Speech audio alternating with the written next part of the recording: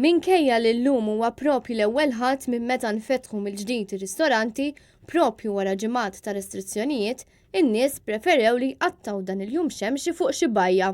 Matul il-jum tal-ħadd wieħed seta' jinnota preżenza qawwija ta' nies f'diversi bajjiet, iżda minkejja dan f'ħafna każi kienet qed tkun osservata id-distanza soċjali u l-gruppi kienu ta' anqas minn 6 persuni. Min-naħa l-oħra, minkejja li r-ristoranti reġgħu bdew jilqgħu lill-klijenti minn nhar il-ġimgħa li għadda, l-attività fihom kienet kemm xejn kajmana. Apparti minn hekk, numru ta' stabbilimenti tal-ikel xorta waħda għażlu li ma jiftħux jew inkella li joffru biss servizz ta' takeaway. Intant aġenziji tal-kreditu qed jindikaw li l-ekonomija Maltija tista' tibda tirkupra fit-tieni nofs tas-sena għalkemm jibqgħu xi inċertezzi għal żmien medju u fit-tul minħabba s-sitwazzjoni globali. F'rapport maħruġ mill-Aġenzija Credit Reform intqal li minn livell ta' pożittivi il-prospetti tal-ekonomija Maltija tniżlu għal stabbli, dan filwaqt li jinżamm ir-rating ta' A+.